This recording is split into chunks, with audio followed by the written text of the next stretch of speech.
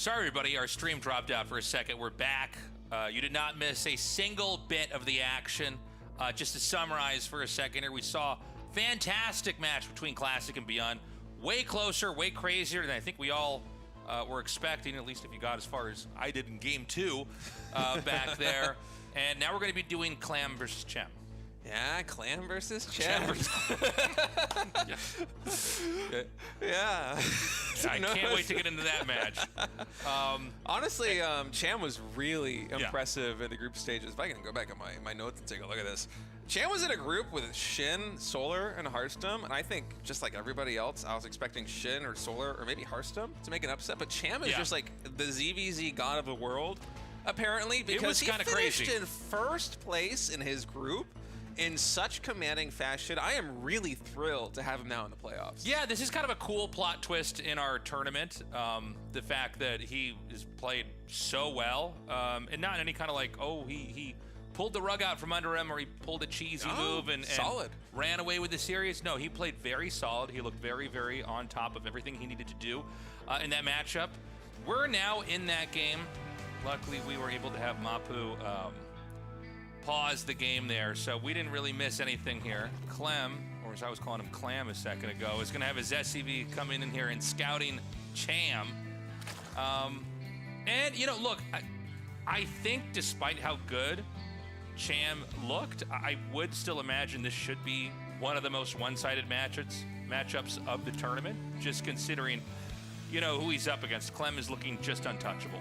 Yeah, Clem is pretty absurd at everything that he does. He's the reigning world champ for a very good reason. And, you know, for Cham, he got here into the playoffs largely on the back of his stellar ZBZ, but his ZBT is about to go through the ultimate test. Yeah, this is going to be an interesting one here.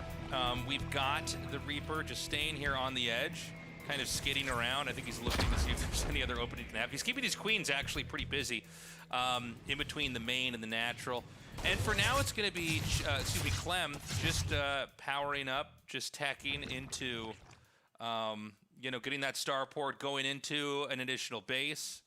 And I don't know what kind of game Cham's going to bring us exactly. I wouldn't be surprised if he does do something maybe a little bit more decisive, trying to get into Clem's face early on.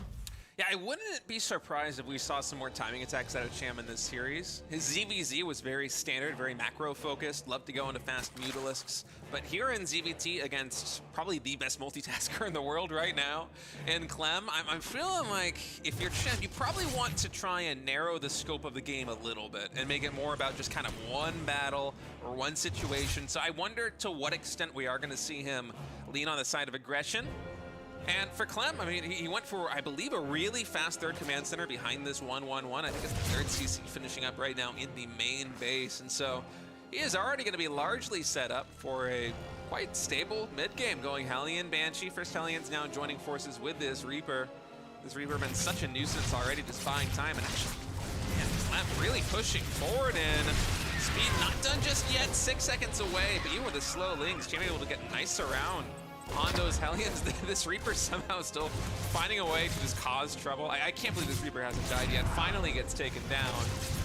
Yeah, it looks like the two Hellions come up here from the bottom, maybe hoping to get a little bit more damage onto those very, very wounded drones. At the end of the day, though, Cham doesn't lose anything, basically, other than maybe one or two expendable lings. Cham continuing to just kind of balloon out and expand onto the map. Whereas Clem is going to be going for Banshee Cloak, getting a Banshee, in fact, right now. I think there's already one on the map, or am I making that up? Yeah, there's one up here, yeah. And that's going northbound up here to try to get some harass off here. But honestly, Cham really didn't take a dent in any of those interactions they had earlier. Yeah, so far it's been pretty good. Smooth sailing for Cham as now the Banshee's going to be coming in. That Sport Crawler already done in the natural expansion. And Clem with this Banshee, he can likely delay this third base at least a little bit, and maybe even pulling the Queens away could provide a window for these Hellions to find some angle of attack. And for our Terran player behind all of this, the hatchery cancel does come to fruition. We have two engineering bays I should say, getting thrown down behind that 3CC. Clem already planning that third CC at the triangle location, so he is really powering up. And Cham is making a lot of Zerglings. I don't know if this is being prompted by the fact that the fourth hatchery was denied once already. We have a Spire starting here and one drone as well. The Banshees are going to move in, and Clem with a pretty cavalier position with his command center is basically hoping to have the best offense be a good defense right now by just being in the Zerg's face, being a nuisance. There's no way to go in there and deny that SCV that's making the command center. Yeah, and I love the Cloak Banshees on hold position too, just out of range of that Spore Crawler. Of course, now we do finally have those Evolution Chambers getting dropped right here at the third base. We finally have the Overseer finished here for Cham, so those Banshees are going to have to scurry away. But, man, they're going to get, what, a third queen kill? Is that right? That is so much damage done, actually, for these Banshees. It's funny, because when you see queens, a lot of times they're kind of the no-go zone unit, right? Like, as long as queens are around and they can attack, they usually drive everything away. But Clem's been doing a really good job, basically staying on top of the isolated queens, getting the snipes. That slows everything down overall for Zerg long term. Yeah, losing queens like that is a bit of a bummer here for Cham. That fourth base is now coming online for Zerg. And Clem, he's powering up with additional gateways, 3 more in production. So he's gonna have a lot of productive capacity here moving into the mid game. And with 1-1 nearing completion and combat shields halfway done, I feel like we're getting ready to see some aggression levied on that fourth base. Mutalisk's about to pop now for Cham, and 1-1 upgrade started, but they are woefully behind the Terran upgrades. Okay, the push is coming out. It's a little bit of a small Terran army. I don't know how much this can actually do. It is going to be perfectly timed up with 1-1, but again, it just doesn't feel like this is something of size and scope that could necessarily bully the Zerg. Maybe when those two additional medevacs merge in there, along with the rest of the army. Cham's gone for a very classical ZVT comp, which means that it's all going to be down to the Terran trying to kite Banelings, which is exactly what we're going to have to see right now. Oh, those Banelings just not getting the connections right there. The Siege Tank's kind of working as a funnel for the Banelings, a little bit of a choke point as those Marines able to stim back safely. The Siege Tanks do get taken out, but overall, a pretty cost-efficient trade right there for Clem. Yeah, that was really, really nicely done by Clem. He basically didn't have a single Marine get hit by a Baneling. You're happy to sacrifice the 2 tanks to get that. Oh, God. The placement of these Evo chambers, I kind of forgot these are actually just sticking out over here. I don't think that they could be saved necessarily in time. Both attack and melee could be going down. Attack and armor before this attack comes in. All right, Banelings and Links coming in right now. Muno's going to focus down that Siege Tank. The Banelings trying to find the connections, and Clem, even on creep, able to get some pretty good splits, but with the reinforcing Lings. Oh man, 1-1 just now finished for Zerg. If it was done for Cham maybe 5 or 10 seconds later, that would have been a much better engagement, but instead Clem able to take the lion's share right there, and Cham, he's scrambling to get more Banelings in production. More Mutas are about to pop and more Lings are done, but I don't know if he's going to be able to take down this army. Yeah, I mean, there's so much here for Clem right now. He was kind of forced, Cham was forced to fight here before the 1-1 was done. GG, and because he was forced to take that fight, which he ultimately lost, he basically finished the fight and then 1-1 was done. And then, yeah, there was no real way to recover. He used up all of his Banes, he used up a big chunk of his Mutalisks. I mean, that push from Clem was basically perfect. And I think the most important part was, it was something that you were mentioning earlier, State, that like the tanks kind of got in the way. They almost body blocked for the Marines who kind of, and then the Banes that went past and the tanks were literally turning around and firing onto the Banelings. They were close to connecting onto the Marines. It was kind of a funny sight. So game 1, going to Clem in a very, very decisive fashion. Yeah, that was a clean game from Clem too. You know, he almost even got the 1-1 upgrades right there at the third base. That was so close. I feel like Cham's got to be a little bit more careful with the Evolution Chamber placement moving forward in the series, because Clem is not one to hold back on the aggression. He likes to have his opponents feel the heat as we get ready to move into set number 2 here in this best of 5. I kind of like the way that Cham was approaching it. I love the Ling Mutabane style, but Clem just getting the better end of most of those engagements. And after the initial 2 Hellions and the Reaper failed to get very much done, I was liking Cham's odds, but getting so many kills on Queens with the Banshees, being able to delay the 4th base, and then get big damage done in that engagement in the middle. Everything after that just went in Clem's favor. All right, guys, we're going to go into that game now here. This is Clem and Cham, game number 2. Clem with a 1-0 lead so far. We'll see if Cham can turn this around or if Clem is going to keep this streak going. All right, Clem spawning as the blue Terran here in the bottom right. Cham, the red Zerg in the top left on Maganatha. We didn't get the timing attack that we were kind of expecting to see from Cham in that game number 1. Yeah, well, I mean, you know, one thing about Cham is he's kind of shown up and played really standard, which I respect. Like, you can see he's really trying to lean into, like, the correct stuff, even against people that I think are considered much stronger versus him, right? He doesn't want to try to cut corners or try to do some kind of like a rug pulling fast win. He is much more interested in playing like a solid straight up game, but sometimes when you play a solid straight up game, especially against somebody like Clem, who's just about mechanically perfect, as you go with Terran, you kind of end up with these straight up losses, you know what I mean? Yeah, it worked very well in the ZVZs that he played in the group stages, but going up to a macro game TVZ versus Clem is one of the most challenging feats in the world right now. This guy is just absolutely next level in his TVZ, but I really do give a lot of respect to Cham for just the way that he's been approaching this, even coming into series where, you know, we see him having mostly casted our games in Korea and are vaguely aware of him, but maybe haven't been exposed to too many of his matches, and then he shows up and performs so well. Yeah, for me, 100%, that's my experience with Cham. Is like I watch his games all the time, but I don't get to cast him. Right? He's not, you know, in the GSL. Luckily, RSL, we've gone with a more international approach, a more global approach. So, you know, he was able to qualify, which is already kind of exciting. But you know, he's looked extremely strong. On some level, I do wonder if Cham is going to really like level up in the next months or years into a much stronger position where we're just going to have to be used to him being deep in tournaments all the time, because right now he looks really good. Even in that last game, like he almost held off the entire attack. Had the Banelings not attacked in, and that almost seemed like an impulsive move, right? It seems like they both encounter each other in the middle of the map, and usually when you're Zerg, that's when you just pull the trigger and send the Banelings in there and try to hit whatever you can, because you know that if Terran's moving like that, the siege tanks aren't sieged up, maybe that's where you're going to get that fatal damage. Oh, wow. Body blocking plus grenade, able to get a drone kill right there on that Reaper. I swear, Clem is some of the best Reaper micro that I've seen. That was absurd. Yeah, his Reapers are like little Harlem Globetrotters. Like, what they're able to do with these trick shots is kind of insane. So, we have double command center. Before even getting attack reveal, by the way. You know, last time we had the Banshees with Cloak coming out, but basically, you know, it was a command center after that. This time, it's a super greedy play. And I can't say that I really blame Clem for this.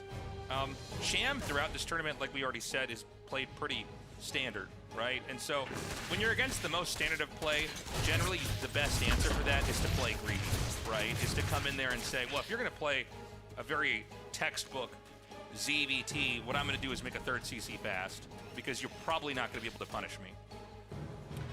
Yeah, we do have 10 more lings in production right now for Cham. 12 lings, actually, and more queens. A little bit interesting right now.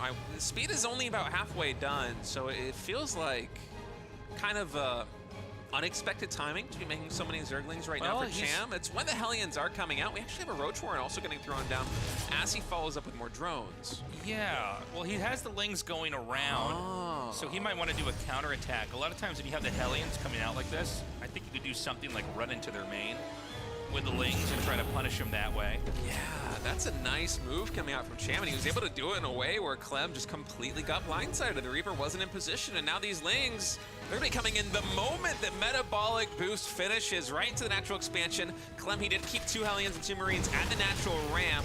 With SCVs to body block, those Lings won't be able to get the surface area they need, so they are going to retreat. And even when Cham is able to, quote-unquote, surprise Clem, Clem is still just able to parry it right there. Excellent positioning on the ramp. It seems like Clem saw that there wasn't any pushback at the expansion, Like normally you see Lings try to catch that, so he goes, oh, it must be a counterattack. So he just parks Hellions at the ramp. He didn't kill a single SCV, by the way. So it's important to point out, you know, you have to get something done with a surprise attack like that, or that was basically 7 or 8 drones that could have been made that weren't. They were made into Lings that got no value. Even there, that SCV not getting killed. Man, and Clem behind this has been doing nothing but pump roaches. 5 more Overlords also in production, and that usually is the telegraph, the sign that Zerg is not going to stop on the roach production anytime soon. Ravager's even getting more. So we're going to have a 41 drone timing attack coming in for Cham. Clem, he's posturing to take that third base right now. More links in production for Cham as he's moving across the map with these initial roaches. First Ravager's just finishing. So he could make Hellbats here to try to fight this sheer amount of Lings. He has the tech for that. I believe we were shown that a second ago. The third CC's landed, so the moment you see the Ravagers, you know what kind of game you're in. Oh yeah. Clem a little bit slow with the reaction there. The Hellions now kind of on the outside, not easily able to pick this up. He's going to unload, he's going to morph the Hellbats. The depots are going to get cracked open. Could lead to a supply block pretty quickly. He's going to stim, he's going to come down now. He has kind of surrounded this. It's at the loss of all these SCVs, but if you're on 3 command centers, you're probably willing to drop the SCVs as long as you hold off the Raj itself. Wow, he was just dropping the mule right there, going right back to mining. Cham knows that attack is not going to work, and Clem wins game number 2 with some fancy micro. Man, I gotta say, Clem is just on fire. Yeah. Some spectacular TVZs. They have been so clean. I mean, he's very, very perfect in how he plays. That Ling run by, I think it's a smart idea. Yeah. But you can see that Clem is able to see all the possible clues to the point where he didn't have his other Hellions on the other side of the map. The whole idea is that they're setting Hellions out in 2s to reinforce so the creep tumors getting killed, and then you can run there, you can kill the SCVs at the natural or go into the main. But he shut it down, and then he was completely prepared for that attack. Yeah, well, I feel like, honestly, he was blindsided by that attack. He just knew how to navigate it perfectly in terms of micro. He's like, yeah, you can kill my SCVs. I really don't care. That's DPS not going down on my army. He dodges the initial volley of the tiles, and then it's basically GG. Yeah, very straightforward games coming out of there. By the way, guys, the RSL is a new community-funded tournament. We will not, or we would not, I should say, be able to do it without supportive viewers like you. So please consider going to our Patreon. It's patreon.com/ReviveSC2. Sign up for a tier. There's more tiers than this. There's tiers that are less than the Stalker. There's tiers that are more than the Immortal. Whatever level of support you think you can give us would be amazing. We want to carry the torch into the basically uncertain future of StarCraft 2. We want to have something that is seasonal, that is a long-form tournament. There's plenty of other tournaments out there that are, you know, over a weekend or over a couple days, but we wanted to have something that was a lot like the stuff that, I mean, for me, coming all the way back from StarCraft 1, that I used to watch, you know, on Korean TV on the internet, right? These kind of long-form tournaments where you get well-produced stuff, you get great drawn-out games, and then you come back next week and the week after that and the week after that. Yeah, I mean, it's the kind of StarCraft that I grew up watching. I remember I had just graduated high school when I first watched you and Artosis casting GSL Season 1, and so it's nice to be able to do something kind of like this kind of on our own. And of course, because of EWC right now, schedule for Season 1, it's kind of cramped. We kind of have to speed run the whole thing, but as soon as EWC is done, I mean, the year is just wide open for RSL Season 2 and Season 3. 100%, and we'll have it more spread out after we're done with EWC. We're going to take a short break. When we come back, we're going to continue on with Clem versus Cham.